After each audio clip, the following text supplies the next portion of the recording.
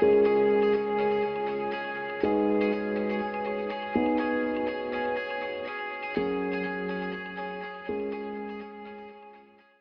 folks, I'm Jack Kennedy and welcome to a new episode of Farm Tech Talk. At the outset, I'd like to acknowledge the support of Ornua, FBD, Board BIA and MSD Animal Health to make this outside broadcast happen. Again, I'm joined this week by Adam, Aidan and Darren as we look to have a chat about, I suppose, what's happening in the fields and what's going on, I suppose, just to have a general chat about the whole piece that's happening at the moment. So Darren, if I kick off with you, good couple of weeks, I suppose, for sheep farmers. They got the lambing done. The late guys got the lambing done, and the lambs and ewes are out. I suppose, since. Yeah, Jack, definitely the upturn in weather was definitely welcome, and like what I'd be saying is the next 2 to 3 weeks are probably going to be critical now for sheep farmers. In that there's a lot of market uncertainty out there for later on in the year, and it's to try and set farm to get as much as you can from grass this year, and I think that's going to be the biggest issue this year. How can a how can a good sheep farmer kind of manage ewes and lambs now to get the most out of it? Yeah, so I suppose we have two very different situations. So you have farmers on drier land that got fertilizer out a couple of weeks ago and are probably going with their second round of fertilizer now. But you also have farmers, like, we have to be mindful that 50% of the sheep flock is along the west coast of Ireland and maybe on more marginal land, and they're probably just going with their first round of fertilizer now. So I suppose that's given rise to sort of growth rates anywhere from 10 kilos on the farms that hadn't fertilizer out, right up to 40 or 50 kilos on the farms that had. So them farms are going to push ahead with grass very quickly, and I think it's important that they need to get their grazing right and set up. So get their lambs batched into bigger grazing groups, and that could be anywhere depending on field size from 30 ewes, Jack, to right up to 100 ewes. In Tullamore Farm, we'll probably run somewhere around batches of 60 to 70 ewes and lambs in with a batch of cows.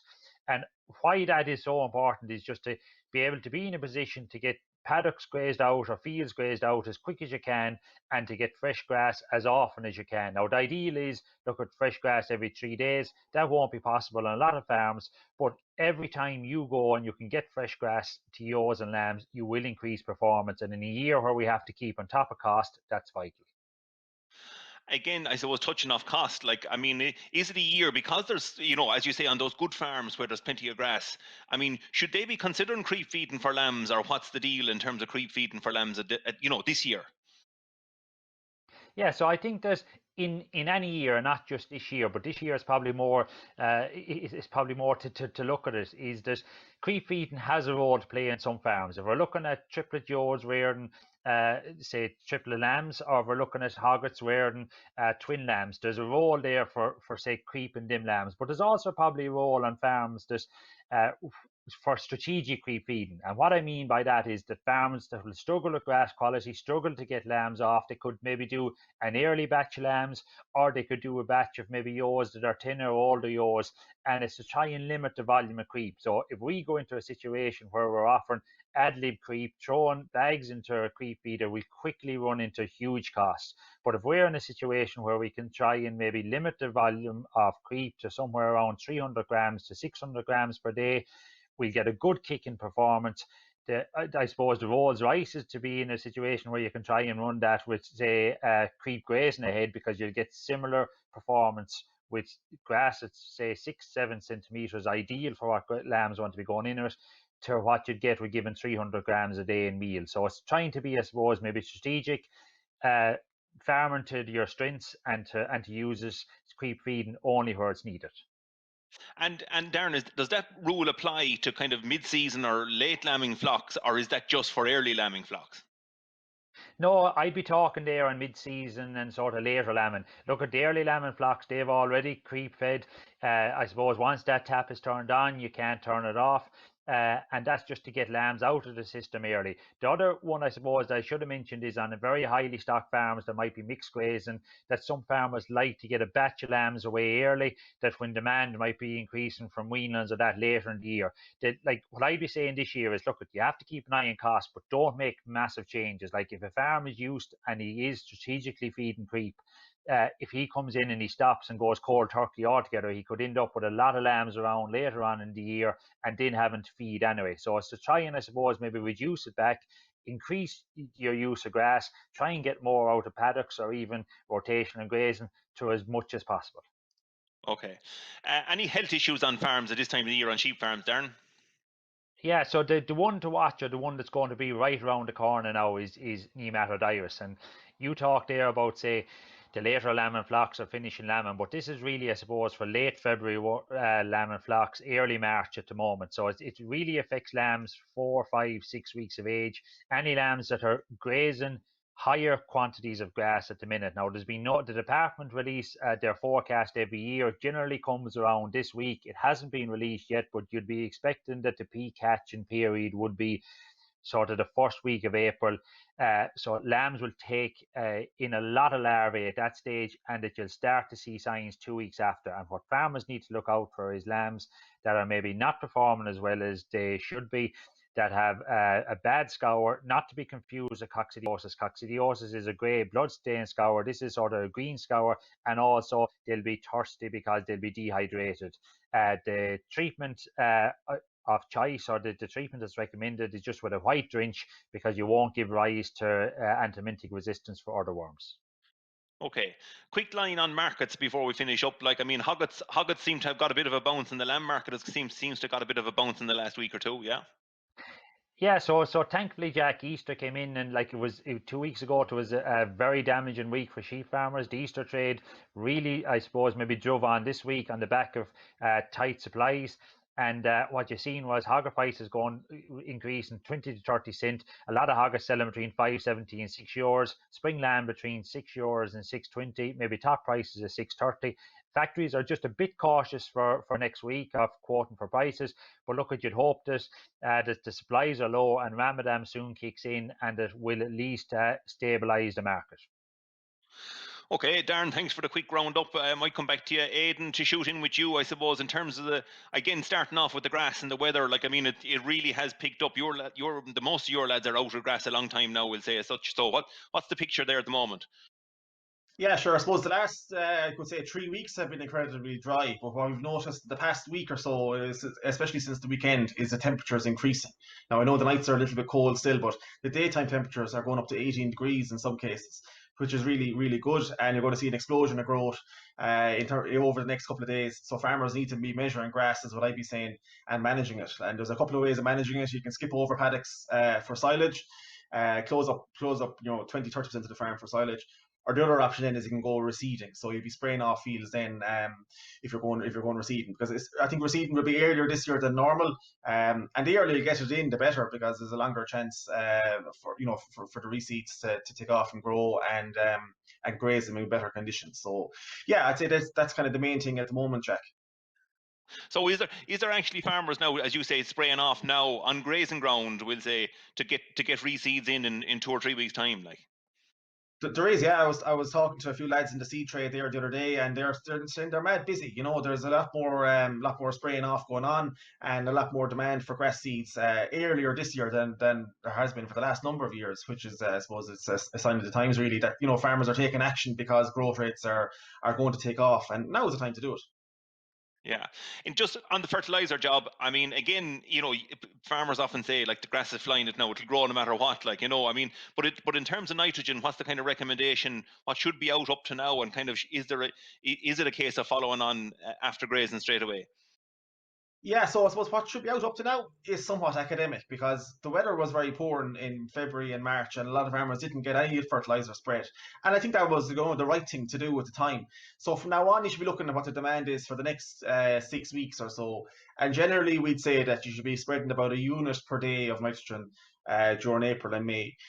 You're presuming you've probably got between 50 and 70 units of nitrogen out to date, and then you'll be going following the cows usually with about a unit a day. So if you're on a 20-day round, you should be spreading 20 units of nitrogen after the cows.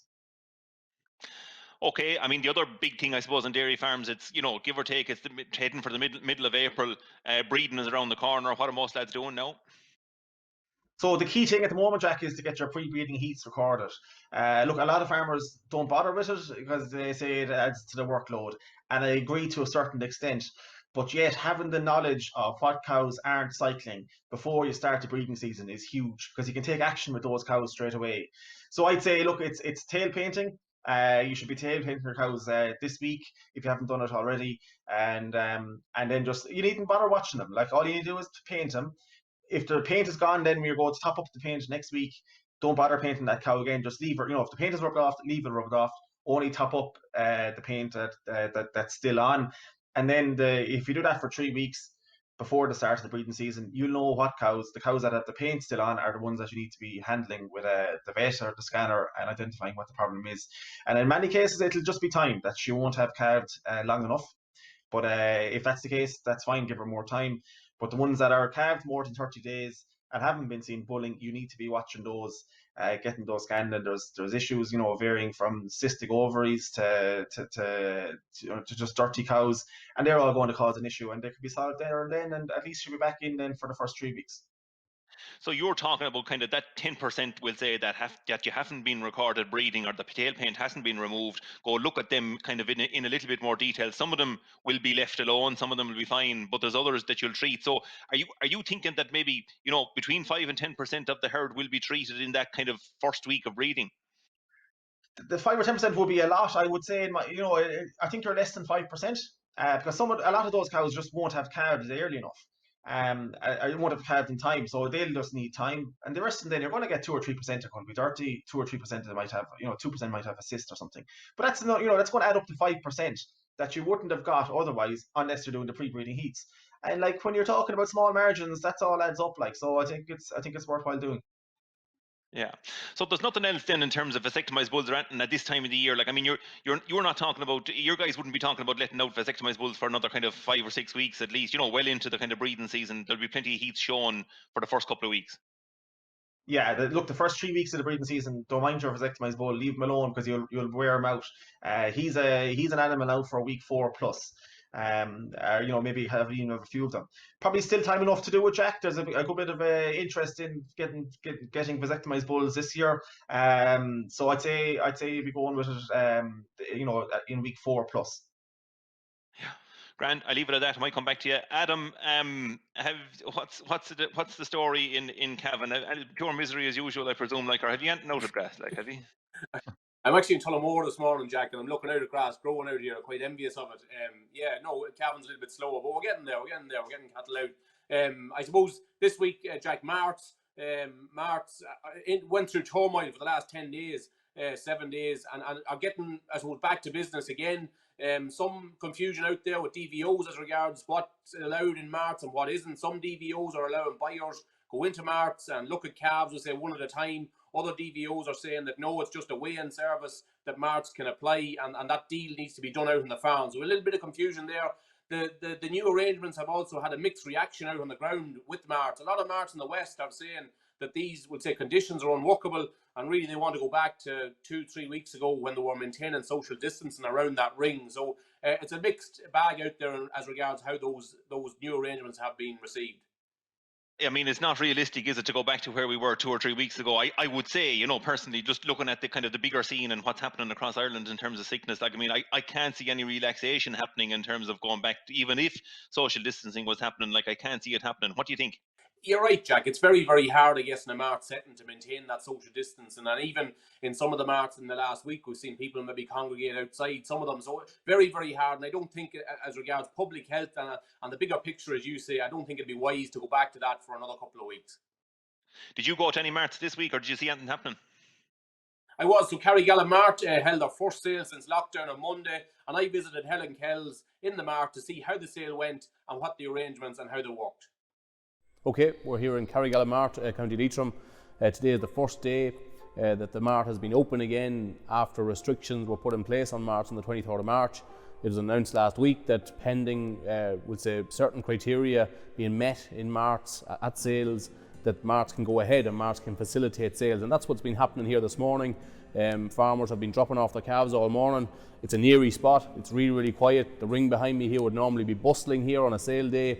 You can hear my echo here, it's that quiet, and farmers are dropping off calves, driving away, and the mart manager Helen Kells will ring them later on today to say what price their calves have made.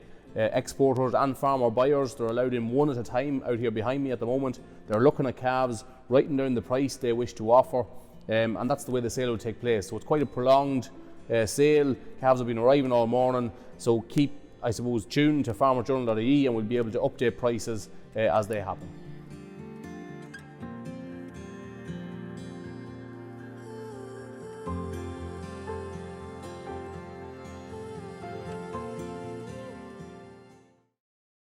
Okay, Adam, it was good to see that. There's kind of a slightly eerie feeling about it. There wasn't a sound to be heard, bar an odd calf bawling. What was the trade like on the day? Yeah, Jack, it was pretty good. There was a couple of exporters there. So the mart manager, Helen Kells, would say invited different buyers at different times. They walked through the mart, wrote down the prices, put in their tender. 3 or 4 exporters, 3 or 4 farmer buyers there as well. So trade was good. We'll say for your lower grade, maybe Frisian calves, you're talking 40, 50 euros. Maybe a little bit older, you're heading maybe up into 80 euros. Continental calves, a very good trade. Belgian blue is it's good country for Belgian blues, and good Belgian blue calves at that. There was a calf made 310 in it. There was another couple of Belgian blue calves made 250. So continental calves a very good trade. Hereford and Angus maybe back towards sort of 70 to 150, that sort of range. But 100% clearance, dairy farmers very happy, I suppose, to offload those calves on the day. What's the plan? Will it continue next week? Same arrangement? Yeah, I think the next step now is to try and arrange a sale for weanlands. Carrigallon's a very popular mark for weanlands. It's going to be a little bit more difficult though for weanlands because I think dairy farmers are very glad to make that sale. It was sort of a do best can attitude in terms of getting a price for those cows. They were glad to get them away. Whereas a guy selling weanlands is going to be a little bit more picky and choosy. And I think it's a little bit more difficult to bring in buyers because you have a huge amount of buyers for that job. We had a couple of online sales in the last week in Manor Hamilton and Carnaross, and they seem to, we'll say, operate quite good. And they're planning more online sales for next week, so it'll be interesting to follow that. Okay, to switch tack a little bit, I mean, weighing animals at this time of the year, there's a requirement there on the Be Best job. Can you just bring us up to speed on the kind of the weigh-in piece on that? Yeah, from the outset, Jack, Be Best, look, it's only a fool won't apply for this scheme, to put it very bluntly. It's money for doing very little. It's good technical things to be doing on the farm anyway, i.e. weighing, meal feeding, vaccinating, and fecal sampling. So there's 3 very important pieces here. The first thing, Jack, is to apply. You need to apply online before the 15th of May. If you don't apply yourself, you can authorise an agent to do so. But just because you were in beef last year doesn't mean that you'll get into beef this year, we'll say, or that you're automatically in it. You have to apply before the 15th of May. The second thing is, and this is important for autumn calving herds, maybe July, August last year, where calves are maybe coming close to weaning, you need to register the scales. And just because you've registered the scales last year doesn't mean that those scales are registered again. So very important to register the scales that you're going to weigh on. And then the next part is weighing those calves. So the calf has to be weighed before weaning. The cow and the calf has to be weighed on the same day. And that weight needs to be inputted on the ICBF website as to what that weight is. And then the very last point to that scheme is that meal feeding must take place 4 weeks pre-weaning and 2 weeks after weaning. So you need to, there's no notification to the department of that meal feeding taking place, but you need to keep dockets to prove that you purchased meal for 4 weeks pre-weaning and 2 weeks after weaning. And it's a similar situation with the vaccinations. You need to keep your receipts there from your vet to prove that you've vaccinated those weanlings. And then the very last thing, Jack, is safety, I suppose, around weighing. Very, very important in terms of stock coming out of yards at this time of the year, coming out of a house. We all know the way to go, maybe in terms of bucklepping around the place for maybe 10 minutes. Just be very, very careful around that and maybe let them settle for a while before you put them up the scales. Okay, so I mean, again, just to summarise, so you said apply, register the scales, weighing, do the weighing properly and record it, and then the meal feeding. So there's a couple of elements to it, to the Be Best job, to do it properly. And of course, the last point you mentioned was safety. And again, with safety in mind, I suppose, because it's, the Easter break is around the corner, and there's a lot more young kids and other people at home that maybe are not normally at home. I sat down and had a chat with Kieran Roach, the FBD risk manager, just to ask him about safety on farms at this time of the year. And one of the first questions I asked him was about kids and having more people around the farm. Does it increase the risk of an accident? Here's what he said.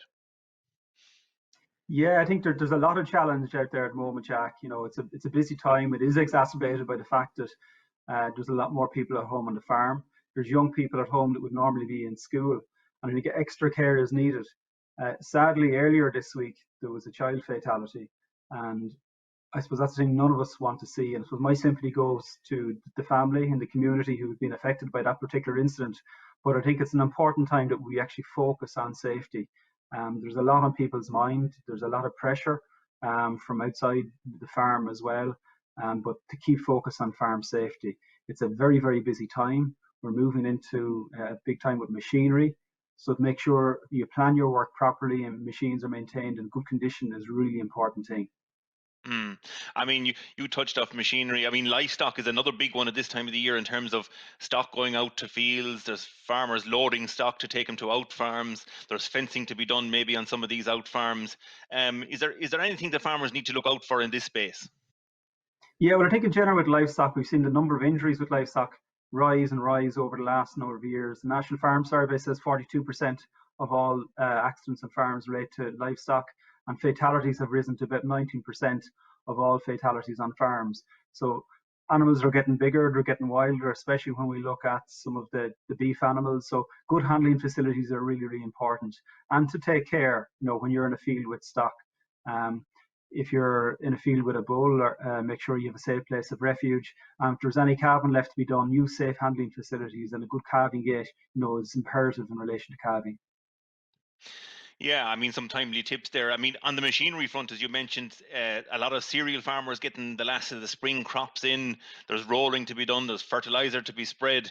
I suppose there's heavy lifting of fertilizer, and usually with loaders nowadays. But again, what do farmers need to keep an eye on in terms of the machinery front?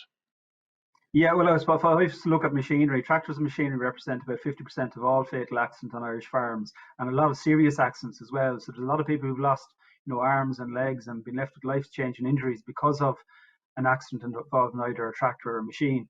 And I break them into sort of 4 categories. So there's the operator. So it's important that the operator's experienced, that they're not rushing, that they're aware that they don't get too fatigued, and to keep their concentration. The likes of a mobile phone, while it's very useful, and I think it's important that a farmer, especially when they're working alone, have one, not to use it carefully and that it doesn't become a distraction.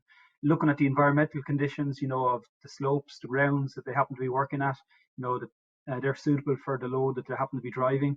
The tractor itself, that it's maintained in good condition. We have seen a lot of incidents, related to poor brakes on tractors, where they have failed or where they haven't been strong enough to hold the load behind it. So, for example, we've seen incidents where a tractor with a slurry spreader behind it hasn't actually been able to take the weight of that slurry spreader, and the brakes haven't working properly, and because of that there has been a fatality. And as well, the likes of PTO shafts and guards on the likes of slurry tankers to make sure that they're kept in place and maintained in good condition. And lastly, I suppose, is systems of work. The farmers need practical, safe ways to do their work.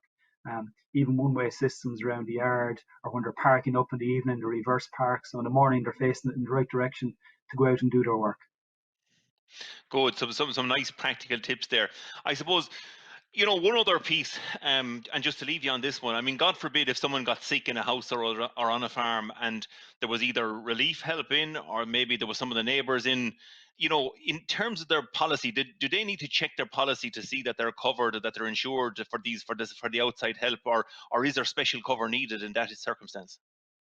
Yeah, well, I suppose in relation to an employee or someone working on the farm, it comes under the employer's liability insurance. So it's important that they have that cover in place. If there's going to be an awful lot of extra work done, it's a matter of making a call in to the local office and making them aware, listen, there'll be extra amount of cover used, and there might be some sort of modification that's needed. But employer's liability is the cover that someone needs if there's someone working on your farm. And I suppose maybe to go back to where we started this program in relation to children and child safety, most child fatalities relate to tractors and machinery. And I think it's really important that every farmer has a safe play area, and the tractor isn't used as a babysitting aid, especially with the pressures that are on at the moment, and good supervision. And I think there is an opportunity as well, I suppose, to teach our children about farms and the risks on farms, and maybe now is the opportunity to do that. Good stuff. Kieran, thanks a million for your time, for taking time out in terms of answering a couple of our questions, and we'll be in touch again soon. Thanks very much, Jack. Some very timely messages from Kieran Roach there, the FBD risk manager. Lads, before we finish up, if I was to ask you one question, in terms of we're 2 to 3 weeks into this lockdown. I mean, are farmers, in each of your respective sectors, are they kind of still, sticking to the rules, I suppose? I mean, it's getting a little bit more difficult the longer this goes on, so what's kind of, I suppose, what's happening in each of your sectors in terms of, the pressure that's on? Adam, come to you first. Yeah, I guess, Jack, when the grass starts to grow and the sun starts to shine, you tend to forget all the troubles of the world, and you think you're in a different place, and you tend to have a better outlook. But it's really important that complacency doesn't set in, and especially on a lot of dry stock farms where maybe fertilizer is going to be bought now at this time of the year. Maybe you're going to a store to buy fertilizer. These are all risk, I suppose, points in terms of contracting that infection. Even going to the mart, whereas there's a drop and go system there, it's very easy to walk over to a mart staff member and forget about what you're doing, or maybe not wear gloves, or not sanitize, we'll say, in the Jeep or whatever, or when you come home.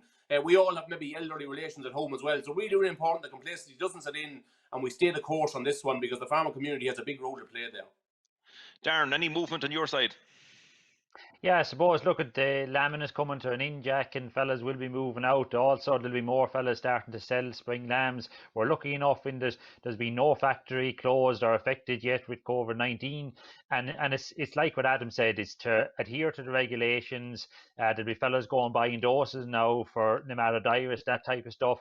Look at a lot of the animal health centres, merchants, they all have regulations in place. Adhere to them, and we'll continue to limit the risk. Aidan, busy time on dairy farms coming up.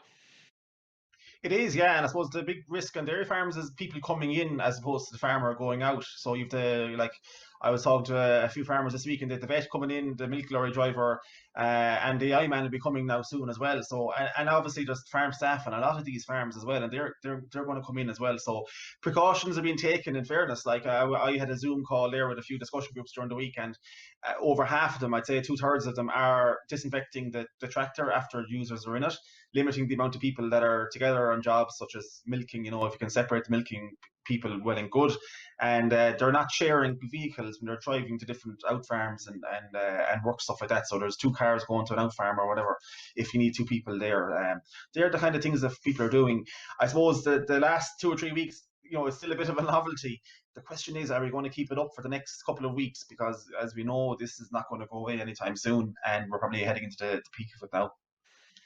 Yeah, no, I think you're all right. I mean, it is a case of continuing the lockdown, I suppose, and persisting with it for the next couple of weeks, because at this stage we've probably all heard or know someone that has been affected, and it is real, says you. So I mean, we have to adhere. So look, with that, folks, thanks for your sharing your time and the practical tips that you've talked about.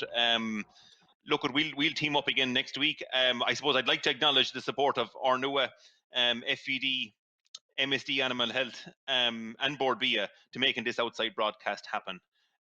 We'll be back again next week, and if you want to hear a little bit more maybe on the news, on the trade policy side of things, every Friday night we release our latest episode on news and policy, etc. So flick over there if you want to see that episode. So thanks, folks. Stay safe, safe farming.